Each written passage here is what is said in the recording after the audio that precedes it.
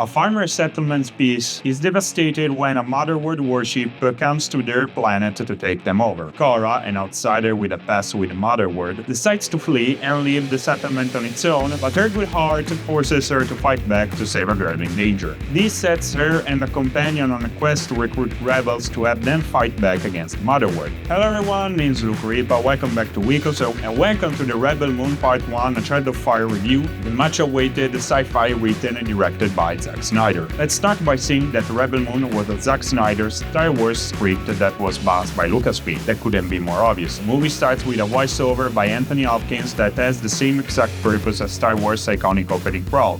Gives you the political backstory of what you are about to see. Not only that, it basically is Seven Samurai, which is what A New Hope was basically. Not only that, there are lightsabers. Snyder fans are saying they are fundamentally different, which isn't wrong conceptually, but the presentation is way too similar to overlook. On top of that, there's so much influence from the sci-fi and fantasy of the past 40 years. Other than Star Wars, there's He-Man, Harry Potter, Avatar, Final Fantasy, and in the finale, even Matrix. The problem? This is so blatant that it doesn't come off as an homage, but just as annoying. But that's not the worst part of Rebel Moon, no. That goes to the story, which is so bad that it comes off as an incompetent mess. The plot, as I said, is obviously Star Wars, but worse. It's basically a character gathering quest that goes absolutely nowhere. Oh, I'm sorry, it's all a setup for the second film. Yeah, what a treat, waiting for a sequel to justify the torturous 134 minutes you just watched, huh? But maybe the characters are interesting, right? You wish. Every character but one is nothing but a cardboard cutout with no personality. However, they have one of three of the following feats: overacting, only muscles, or supposedly cool wardrobe. The only exception is our protagonist, Gamora. Sorry, Korra. She does have a backstory, albeit dealt in random and unjustified flashbacks backed by blatant exposition dumps, and yeah, it's basically the same as Marvel's Gamora. Korra's redeeming quality is Sofia Boutella. She really tries, despite the horrible material she's working with. As for the others, the only salvageable performance is that Crane's. Still a one-dimensional Nazi, but at least seems to be having fun. Everyone else is wasted.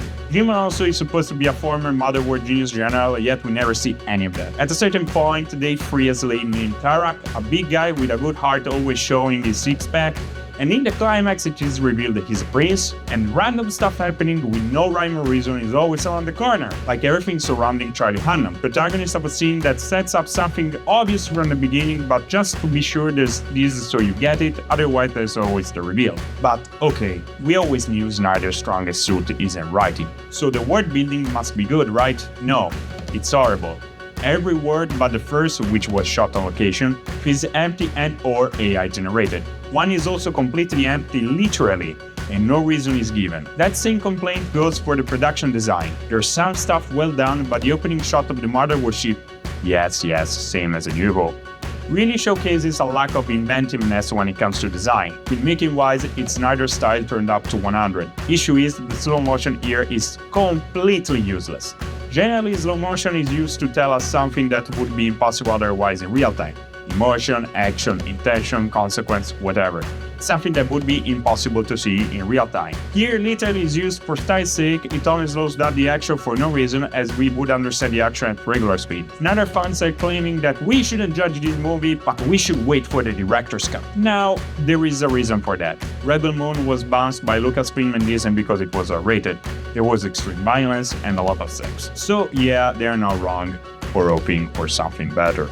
The problem is, if the movie was supposed to be R-rated, why not release that version instead of this horrifying experience? A friend of mine says they tried to create their own Snyder Cut movement, except Justice League was taken from him and had to be reshot because Snyder Vision didn't fit the 2-hour running time the studio was demanding, but Rebel Moon is his story. This PG-13 cut would fail you in screenwriting class, and sure, blood and maybe nudity would make the film better, but only because there's nothing here. Heck, Korra's Motherworld nickname at a certain point is revealed to be the Scargiver, quite to name by the way, and even after she claims she's gonna show the villain why they called her that, well, she just beats him up regularly. Look, I'm no fan of Snyder, I don't hate him either, I recognize this Justice League to be a good movie, and BDS is one of my guilty pleasures. But when it comes to Rebel Moon Part 1, no way around it, he really stooped very low.